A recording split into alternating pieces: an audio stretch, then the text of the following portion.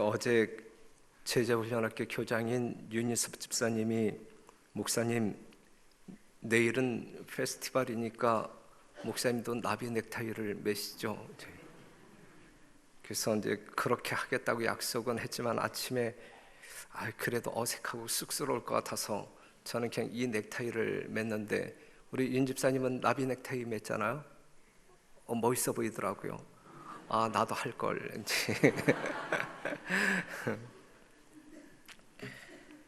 제자 훈련 학교를 종강하면서 어제 오늘 양일간 우리는 제자 훈련 학교 페스티벌을 진행 중에 있습니다. 여러분들도 감각적으로 아시겠지만 5년 동안 10번에 걸쳐 계속적으로 해온 이 제자 훈련 학교, 이제는 자리를 잡아가고 있다 생각되어지고, 이 제자 훈련 학교를 통하여 우리 별내교회는 건강한 성장을 지속하고 있다 말할 수 있을 것 같습니다. 제자 훈련 학교를 통하여 우리는 영성 훈련, 그리고 선교 훈련, 다시 말해서 품성 변화와 복음 전파를 통한 늦은비 성령 운동이라고 믿고 진행하고 있습니다. 교회 내 선교와 교회 밖 선교를 아우르고 있습니다.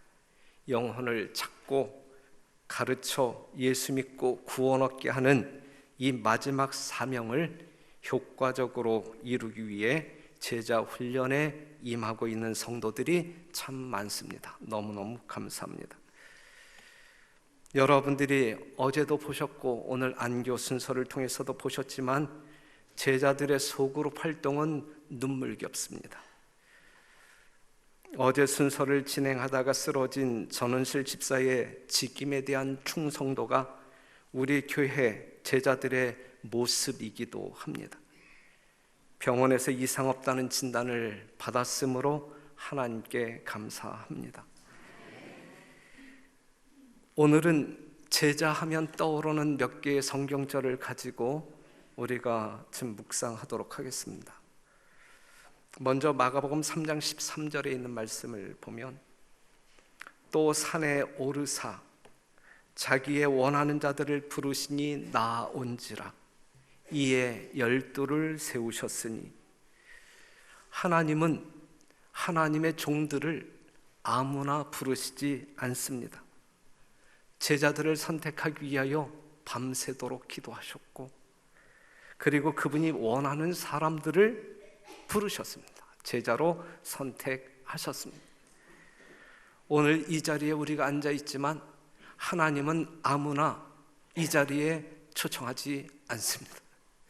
물론 누구나 있지만, 청함을 받은 사람은 모두 있지만 정말 택함을 받은 사람은 소수이듯이 그냥 누구나가 와 있는 자리는 아닌 것 같습니다. 특별히 하나님의 성령의 감동함을 받은 여러분들이, 예수님을 사랑하는 마음이 더 뜨거운 여러분들이 이 자리에 앉아 있다고 봅니다. 사도행전에서는 이러한 예수님이 자기 마음에 합한 사람들을 부르셨다 그랬는데, 이러한 사람을 이렇게 표현하고 있습니다. 사도행전 13장 22절, 패하고 다윗을 왕으로 세우시고 증거하여 가라사대 내가 이새의 아들 다윗을 만나니 뭐한 사람이라? 내 마음에 합한 사람이라. 오늘 설교 제목이에요. 내 마음에 합한 사람이라. 이러한 사람을 통하여 내 뜻을 다 이루게 하리라. 하나님의 뜻을 이룰 수 있는 사람은 하나님의 마음에 합당한 사람들, 하나님의 마음에 합당한 사람들을 통하여 하나님께서는 하나님의 뜻을 이루신다, 이 말씀입니다. 요한복음 8장 31절에 있는 말씀 보면, 그러면 하나님의 마음에 합당한 사람은 어떠한 사람일까? 그러므로 예수께서 자기를 믿은 유대인들에게 이르시되 너희가 내 말에 거하면 참 내 제자가 되고 그랬어요. 하나님의 말씀에 거하는 사람들이, 하나님의 말씀으로 말미암아 삶을 살아가는 사람들이, 살아있는 운동력이 있는 말씀으로 살며 기동하는 사람들이 하나님의 마음에 합한 사람이고 하나님께서 택하신 제자이다, 라고 성경은 명명하고 있습니다. 하나님의 말씀에 거하는 자가 하나님의 마음에 합한 자. 그래서 요한복음 15장 14절에는 너희가 나의 명하는 대로 행하면 나의 친구라 그랬어요. 우리가 잘 아시는 요한복음 21장에 있는 말씀을 보게 되면 이 현수막에 있는 말씀, 너희가 나를 사랑하느냐, 내가 나를 사랑하느냐, 사랑합니다, 내 양을 치라, 이거거든요. 정말 마음을 다하여 우리가 하나님을 사랑하게 될 때에 우리는 하나님의 말씀에 근거하여 우리의 삶을 영위해 나아갈 것이고, 그러한 사람을 바라보실 때에 우리 예수님은 내 마음에 합한 자라고 이야기할 것이고, 그리고 그들에게 우리 하나님은 이 마지막 시대에 전할, 그리고 구원해야 할 구속의 진리 세천세 기별을 맡김으로 증거케 하신다. 사랑하는 성도 여러분, 누구는 다른 사람은 몰라도 우리 별내교회 모든 성도들은 우리 하나님께서 보실 때에 정말 마음에 합한 사람들, 그래야 어떠한 일을 시켜도 아무 군소리 없이 정말 순종함으로 하나님께 영광 돌리는 여러분과 제가 되기를 간절히 바랍니다. 우리 모두가 하나님의 마음에 합한 사람들 되어 주의 뜻을 이루는 진정한 예수님의 제자들. 2020년 직원 선정에 우리는 하나님이 함께 하시는 그러한 일꾼들을 세움으로 말미암아 더 진보적인 별내교회의 부흥과 성장을 이룩하는 발판을 마련해야 할 것입니다. 이 일을 위해서도 여러분들이 정말 끊임없이 열심히 기도해 주시기 바랍니다. 누가복음 9장 1절에 있는 말씀 보면 예수께서 12 제자를 불러 모으사 모든 귀신을 제어하며 병을 고치는 능력과 권세를 주시고 하나님의 나라를 전파하며 앓는 자를 고치게 하려고 내어 보내심에 그랬고, 마태복음 28장 19절에서 20절에 있는 말씀을 보게 되면 여러분들이 다 암송하고 있는 너희는 가서 모든 족속으로 제자를 삼아, 그 내용 잘 아시잖아요. 그리고 누가복음 24장 48절에 있는 말씀 보면 너희는 이 모든 일의 증인이라. 볼지어다 내가 내 아버지의 약속하신 것을 너희에게 보내리니 너희는 위로부터 능력을 입히울 때까지 이 성에 유하라 하시니라 그랬어요. 예수님께서는 하나님의 마음에 합한 사람을 제자로 택하시고 그들에게 사명을 부여하시어 내보내시는데, 그 사명이란 하늘나라를 땅끝까지 증거하는 그 일입니다. 이 일에 예수님의 제자들은 뭐라? 증인이라. 이 일에 우리 별내교회 모든 성도들은 무엇이라? 증인이라. 이것이 예수님께서 제자들을 부르신 분명한 목적입니다. 그리고 훈련시키시죠. 12명의 제자들 둘씩 짝지어서 보냈고 70명의 제자들 둘씩 짝지어서 어디로 보낸 거예요? 세상으로 보낸 거예요. 세상으로 보내시는 예수님의 마음은 어떠한 마음을 갖고 계셨냐면 마태복음 10장 16절, 보라 내가 너희를 보냄이 양을 이리 가운데 보냄과 같도다. 누가복음 10장 12절에 있는 말씀 보면, 요한복음 10장 12절에 있는 말씀 보면 이리가 양을 늑탈하고 또 해치느니라 그랬어요. 제자들이 가는 길이 평탄한 길이에요? 평안한 길이에요? 아니면 고난의 길이에요? 힘들고 어려운 역경이 따르는 길이다. 하지만 예수님의 제자들로 부르심을 받은 사람들은 그런 것 아랑곳하지 아니하고 오직 한 영혼이라도 더 찾기 위하여 정말 전진하고 또 전진했다, 이것이죠. 여러분들이 성경을 보게 될 때 구약의 선지자들, 신약의 사도들의 삶을 본다고 하면 여러분들이 그냥 기록을 보게 될 참 큰일 했네 그러면서 박수와 어떤 그 찬사를 보낼 수 있지만, 실제적으로 그 현장 속에서 그들의 삶은 육체적으로 엄청나게 힘든 고난의 삶이었다라고 하는 사실. 하지만 그들 심령 가운데 내재하고 있는 그리스도의 사랑이 그 모든 것을 견딜 수 있는 능력을 주셨다. 그로 말미암아 한 영혼이 주의 품에 안기게 되었고, 그로 말미암아 우리 하나님은 말할 수 없는 기쁨의 도취 되셨다라고 하는 사실이죠. 우리 하나님께서 그러한 목적을 이루시기 위하여 별내교회를 세우셨고 별내교회 제자들을 훈련시킴으로 말미암아 이 일을 이루어 나아가고 있는 것입니다.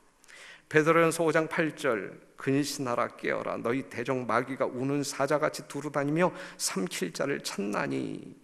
이러한 마귀와 더불어 싸우는 싸움이 쉽겠어요? 어렵겠어요? 만만하겠어요? 그렇기 때문에 우리가 10집을 두드리고 100집을 두드려도 한 영혼을 만나지 못하고 돌아오는 허탕치는 그러한, 그리고 정말 문을 열었다 할지라도 우리에게 좋은 이야기 안 하고 정말 싫은 표전과 욕설로 우리를 내쫓아버리는 일들이 비일비재하잖아요. 어제 저녁에도 우리가 그러한 간증을 들었잖아요. 요한계시록 12장 17절 남은 교회가 싸우는 용은 어떠한 용이에요? 잠자고 있는 용이에요? 아니면 정말 한가하게 놀고 있는 종이에요? 아니면 분노한 종이에요? 예? 정말 악에 바친, 그냥 잡히기만 하면 뼈가 으스러질 정도로 삼켜 먹을 수밖에 없는 그 분노한 용과 더불어 사단과 더불어 우리는 싸운다. 이게 우리들의 삶이다. 이게 재림교인들이 걸어가야 할 이 마지막 시대의 삶이다라고 하는 사실입니다. 제자의 삶은 위험이 따릅니다. 생명의 위협이 있어요. 하지만 그래도 제자는 그 가운데로 간다. 네. 정말 이리가 우글거리는 그 속이라 할지라도 내 생명을 취하기 위하여 분노하고 있는 그 무리 가운데 일지라도 나는 순한 양 되어 그들에게 간다 이것이죠. 양은 이리의 사냥감입니다. 사냥하기 위해 양의 탈을 쓰고 나타납니다. 마태복음 7장 15절 거짓 선지자들을 삼가라. 양의 옷을 입고 너희에게 나오나 속에는 노략질하는 이리라 그랬어요. 사랑하는 성도 여러분, 양이 이리 속으로 들어갈 때 그 이리는 양은 이 양에게 그 이리는 무서운 존재예요. 아주 무서운 존재. 내 생명을 요구하고 있기 때문에 아주 무서운 존재. 그런데 여러분들이 생각하실 때 이리보다 더 무서운 이리는 어떠한 이리입니까? 예? 양의 탈을 쓴 이리가 탈을 쓰지 않은 이리보다 더 무서워요. 사단보다 더 무서운 사단은 어떠한 사단이에요? 광명한 천사의 모습으로 우리에게 접근하는 사단이 훨씬 더 무서운 사단이에요.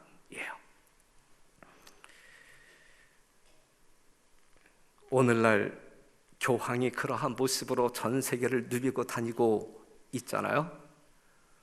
또 우리 주변에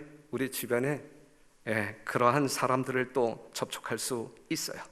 미혹당하지 아니하는, 정말 그들의 밥이 되지 아니하는 생명을 유지하는 진정한 주의 종들이 되기를 간절히 바랍니다. 이렇게 제자들을 보내면서 주님께서는 우리에게 주의사항을 알려주시는데 어떠한 주의사항이냐면 마태복음 10장 16절 보라 내가 너희를 보냄이 양을 이리 가운데 보냄과 같도다. 그러면서 그러므로 너희는 어떻게 뱀같이 지혜롭고 비둘기같이 순결하라. 재림 성도들은 하나님 나라를 꿈꾸며 나라를 확장하고자 하는 이 사명을 부여받은 재림 성도들은 지혜로운 사람이어야 되고 순결한 사람이어야 되는, 뱀 같은 지혜와 비둘기 같은 순결함을 가지고 우리는 용과 더불어 싸워 이겨야 할 사람들이다. 그렇다고 하면 여러분, 뱀의 지혜는 무엇일까요? 왜 예수님은 우리들에게 뱀 같은 지혜를 가지라라고 말씀했는가? 뱀의 지혜는 무엇인가? 뱀의 지혜는 무엇이라 생각하십니까? 시편 90편 12절에 있는 말씀 보면 우리에게 우리의 날 계수함을 가르치사 지혜의 마음을 얻게 하소서. 우리의 날 계수함을 가르치사 그 결과로 지혜의 마음을 얻게 하소서. 성경에서 지혜의 마음은 자기의 때를 아는 것입니다. 여러분들은 여러분들의 때를 알고 사십니까? 자기의 때를 아는 것이 지혜라고 이야기해요. 사단은 자기의 때를 압니까? 모릅니까? 사단은 자기의 때를 알아야 몰라요. 그러므로 하늘과 그 가운데 거하는 자들은 즐거워하라. 그러나 땅과 바다는 화 있을진저 이는 마귀가 자기의 때가 얼마 못된 줄을 알므로 크게 분내어 너희에게 내려갔음이라 하더라. 그래. 사단은 자기의 때를 알아요. 어떠한 때, 특별히 마지막 때, 마지막 때. 그렇기 때문에 지금 어떻게 살아야 할지를 알아야 몰라요. 안단 말. 이게 지혜라. 이게. 예? 여러분들은 여러분들의 때를 아시느냐? 예? 우리의 때를 아느냐 이거예요. 지금 내가 죽을 때인지 웃어야 할 때인지 슬퍼해야 할 때인지 예수님의 재림이 임박했는지 아직 멀었는지 그 때를 알고 사느냐.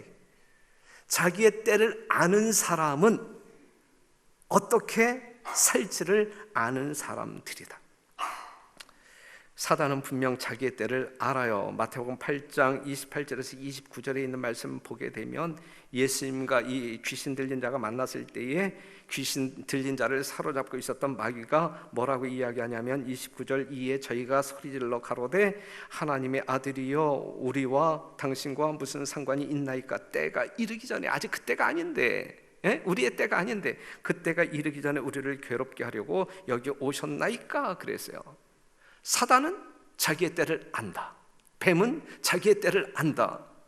자기의 때를 아는 것이 우리 시편 90편에 있는 말씀을 보게 되면 지혜의 마음이라 그랬어요. 성도 여러분, 사단과 더불어 싸워야 할 우리 또한 우리의 때를 알아야 돼. 그리고 우리의 때를 아는 사람은 어떻게 살아야 할지 아는 사람들이어야 되고 그러죠. 이게 지혜라. 이러한 뱀 같은 지혜를 가지고 우리가 이리와 더불어 싸우기 위하여 결전장으로 나가야 된다 이것입니다. 지금 사단의 유혹은 과거 어느 때보다도 훨씬 극심하다. 그 이유는 그가 자기의 때가 얼마 남지 않았다는 것과 멀지 않아 생사간의 모든 사람의 운명이 결정될 것을 알고 있기 때문이다. 그래서 그는 그냥 느긋하게 살 수 없는 존재임을 안다. 할 일이 많은 그러한 시간을 보내고 있다라는 사실을 안단 말이죠. 누굴 먹잇감으로 삼아서 잡아먹어야 할지 알고 있단 말이죠. 지금 여러분들 중에 사단의 밥이 누군지 사단은 안단 말이죠. 그러면서 또 다른 지혜를 우리 하나님은 마지막 선자를 통하여 알려주는데 교회들을 비방하는 방법을 피하라 그랬어요. 그 다음에 비난하는 말을 함으로써 원수의 악의를 격발시키지 말라. 그렇게 할 때 그대는 진리가 들어갈 수 있는 문호를 닫을 것이다. 우리가 천주교인을 만났을 때 당신은 사단이야. 만약에 이런 식으로 우리가 우리의 복음을 증거하고자 한다고 하게 되면 그 사람한테 싸대기 안 맞고 나오는 것만도 천만다행이죠, 그렇죠? 이건 지혜가 아니다. 이 지혜가 정말 어떤 그들의 마음을 비집고 들어갈 수 있는 어떤 그 하나님의 온유함과 사랑함으로, 그래서 정말 그 쐐기로 말미암아 그 틈이 벌어졌을 때 그 안에다가 하나님의 진리를 부어 넣어야지. 그냥 열리지도 않았는데 당신은 그렇게 하게 될 때에 이제 사단을 격발시킬 수 있다. 그렇기 때문에 여기에는 지혜가 필요하다.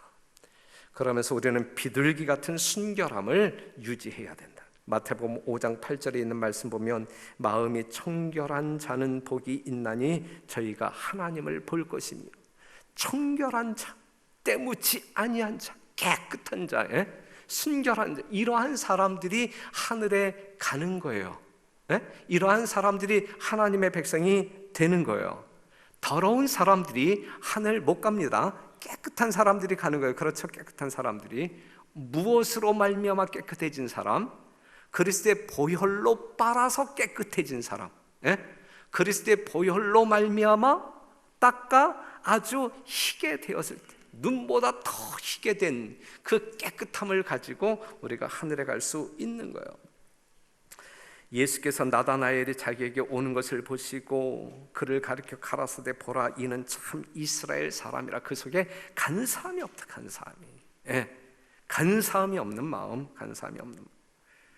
그래서 고린도서 11장 2절 보게 되면 내가 하나님의 열심으로 너희를 위하여 열심내노니 내가 너희를 정결한 처녀로 한 남편인 그리스도께 드리려고 중매함이라 그래.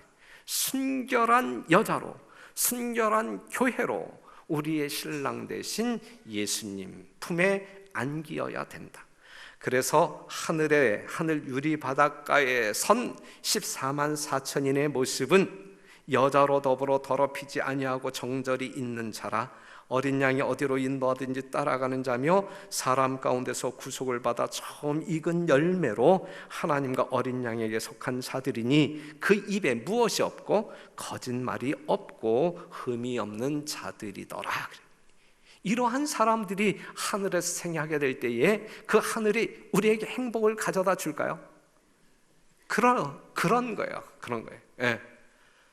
거짓말하는 사람들과 함께 사는 그 고통과 힘듦, 여러분 다 경험하시지 않습니까? 그래서 주님은 전도하러 가는 제자들에게 뱀 같은 지혜를 가지고 비둘기같이 순결함을 유지하며 나아가라 그래. 그리할 때에 우리 하나님이 함께 하심으로 말미암아 사단과 더불어 승리를 경험하게 하신다. 이러한 약속을 우리에게 주셨단 말씀이죠.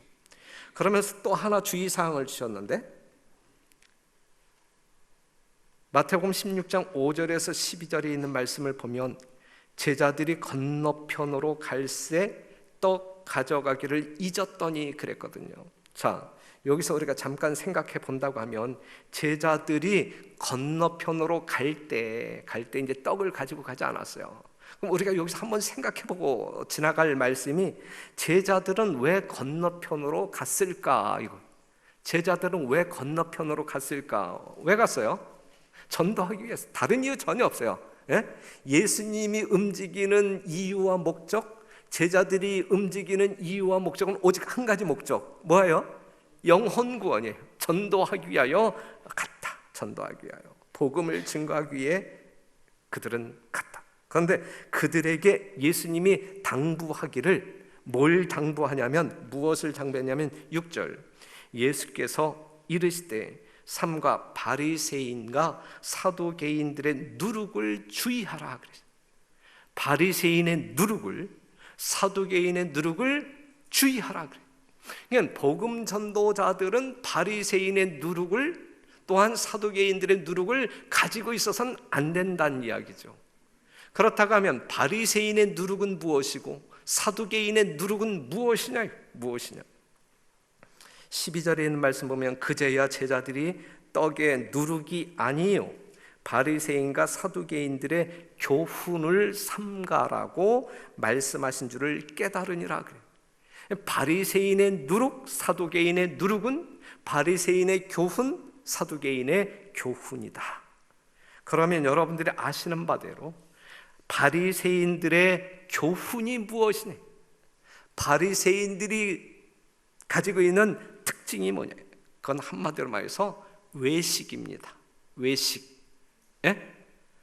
하나님의 말씀과 조화되지 아니하는 삶을 살면서 하나님을 믿는다라고 이야기하고 있고, 하나님의 계명을 운운하면서 그들은 하나님의 계명대로 살지 않는 삶을 살아가고 있고, 안식일을 지킨다고 하면서 안식일을 파기하는 사람들로 살아가고 있고, 이게 외식이에요.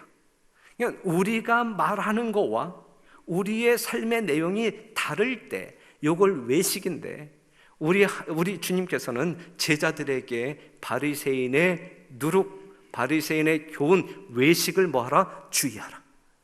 그렇다고 하면 우리의 삶 가운데서 그러한 외식적 어떠한 잔재가 있다고 하면 이건 다 던져버려야 돼요. 그렇죠? 우리가 가지고 있어서는 안 될 거란 말이죠. 그렇기 때문에 비둘기같이 순결한, 마음이 청결한, 우리의 삶이 청결한 그러한 생애를 살아야 된다라고 하는 사실이죠. 바리새인의 누룩 버립시다. 근처에도 오지 못하게 합시다. 하나님의 말씀과 어울리는 조화된 삶이 여러분들의 삶 가운데 있음으로 말미암아 예수 그리스도의 아름다운 사랑의 향기를 뿜어내는 여러분과 제가 되기를 간절히 바랍니다. 그럼 사두개인의 누룩은 무엇일까? 사두개인의 누룩은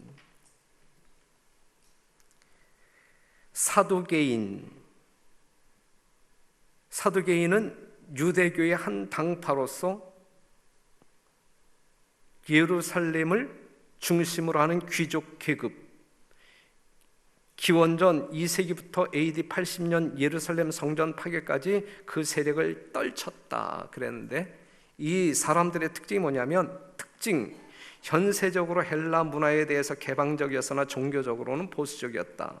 바리새인이 종교적이라면 이들은 정치적 색채가 강해 당시의 정치 상황을 지지했다. 그리하여 마카베오 전쟁 때 비난을 받기도 했다. 비록 소수의 무리이기는 했으나 제사장 직무를 독점했고 사내들인의 중요한 회원이 되기도 했다. 바리새인이 백성들과 함께 지냈다고 한다면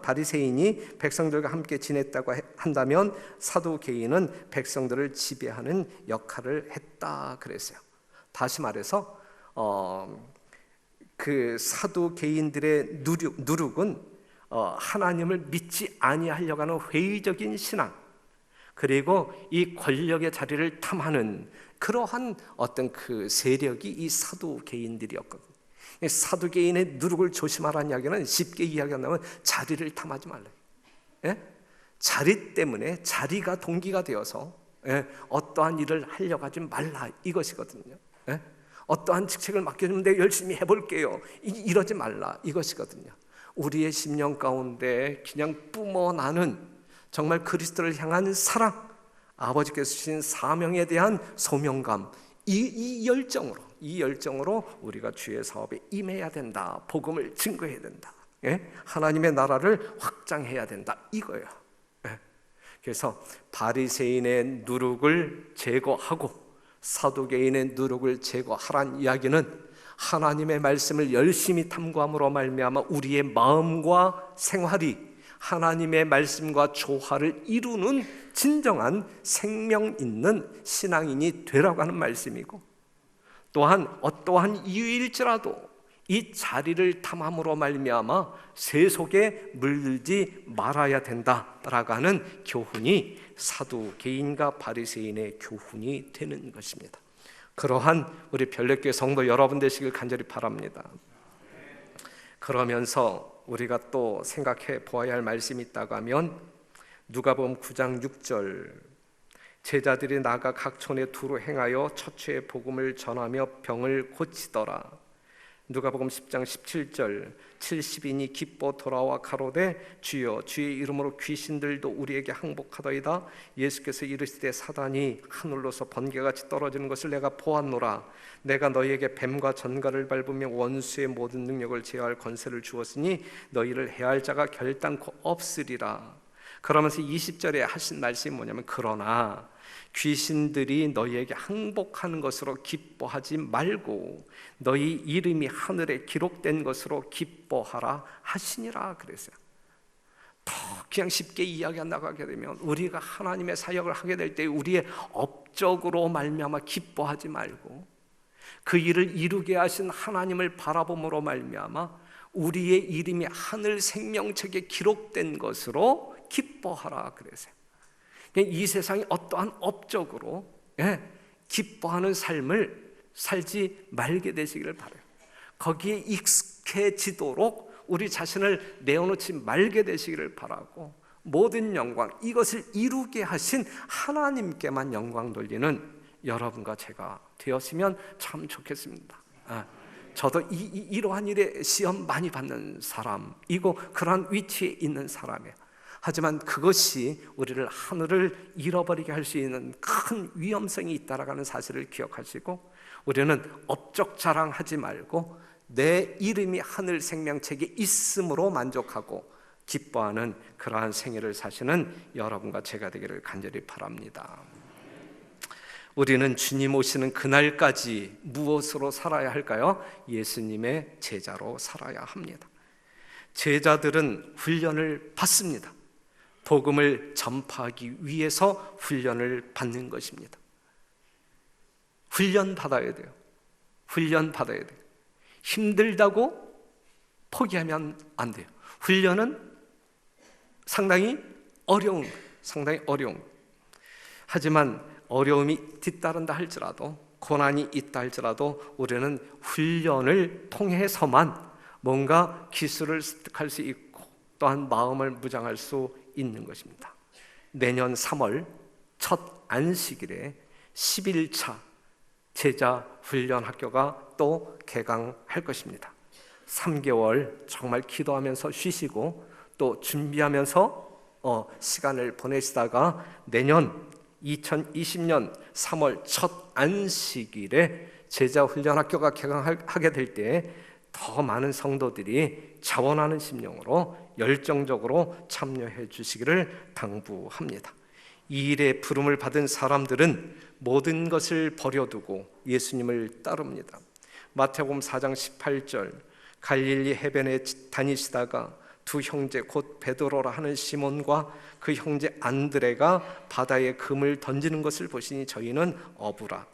말씀하시되 나를 따라오너라. 내가 너희를 사람을 낚는 어부가 되게 하리라 하시니 저희가 곧 그물을 버려두고 예수를 쫓으니라. 22절, 저희가 곧 배와 부친을 버려두고 예수를 쫓으니라 그랬어요.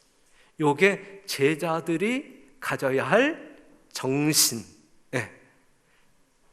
제자들이 선택해야 할 내용.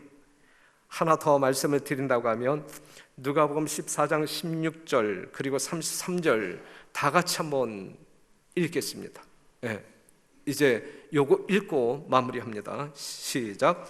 무릇 내게 오는 자가 자기 부모와 처자와 형제와 자매와 및 자기 목숨까지 미워하지 아니하면 능히 나의 제자가 되지 못하고, 이와 같이 너희 중에 누구든지 자기의 모든 소유를 버리지 아니하면 능히 내 제자가 되지 못하리라. 예수님께서 우리에게 요구하시는 제자의 삶입니다. 예수님께서 우리에게 요구하시는 성도들의 삶 표준입니다. 여러분, 우리가 이렇게 생애할 수 있다고 하면, 이러한 믿음으로 이렇게 생애할 수 있다고 하면 우리는 얼마나 하나님의 큰 사랑과 능력을 체험하고 그것이 이 교회에서 정말 발휘되고 현현되어짐으로 말미암아 우리들 주변에 우리의 기쁨을 자극하고 충만케 할 새로운 영혼들이 얼마나 많이 있게 될 것인가. 말씀드렸는지 모르지만 올해 우리 서중환 앞에 수침자, 즉 영혼구원의 수확이 저조한 것 같습니다. 이제 우리 합회장님과 이제 가끔 만나서 운동을 하는데 이 별내교의 실적이 이 서중환 앞회 실적을 망가뜨렸다. 그래서 정말 이 연말 며칠 안 남았지만 분발하여 서중환 앞회 실적을 올려달라, 이 강한 요청을 받게 되었는데, 여러분, 우리의 정말 어떤 그 삶의 목적은 처음부터 끝까지 영혼 구원임을 기억하시고 정말 이 일에 적극적으로 참여함으로 아버지께 영광 돌리는 여러분과 제가 되기를 간절히 바랍니다. 제자는 하나님의 부르심이다. 부르심에 대한 믿음의 확신이 소명이라고 하는 것이다. 소명된 자는 부르신 자의 목적에 따라 산다. 이것이 사명이다. 이것이 사명. 사명을 이룸에 목숨을 바친다. 이게 충성입니다. 사랑하는 성도 여러분, 여러분들을 아버지의 하나님의 남은 백성으로 택하신 그 하나님을 바라보면서 소명을 확신하면서 여러분들에게 부여된 사명이 무엇인지 아는 지혜를 얻게 되기를 바라고, 우리의 때가 얼마 남지 않았다라는 사실을 기억하면서, 재림의 때가 얼마 남지 않았다라는 사실을 기억하면서 우리가 어떻게 살아야 할지 온전한 판단력을 가지고 하나님께 영광이요 여러분들에게 복된 삶을 살게 되기를 간절히 바라면서, 한 말씀 더 한다고 하면 끝나는 줄 알았죠. 저도 그냥 끝낼 줄 알았어요. 끝낼 뻔했어요. 큰 실수를 할 뻔했는데, 연말 기도 주일 25일부터 준비된 아주 탁월한 강사들을 통하여 우리는 하나님의 말씀을 듣게 될 것이고, 그 다음에 우리가 1년을 정말 잘 마무리하는 시간으로 보내게 될 것이고, 또한 우리가 위하여 특별히 기도해야 할 특별한 기도 제목을 가지고 기도회로 운영할 것입니다. 연말 기도 주일, 여러분들 심령 가운데 가치를 부여하시고 정말 거룩히 여기는 마음으로 적극 참여해서 정말 우리 모두의 신앙 속에 하나님이 임재한, 그리하여 더 큰 생명력과 복을 누리시는 여러분과 제가 되기를 간절히 바라면서 진짜 말씀을 드리겠습니다.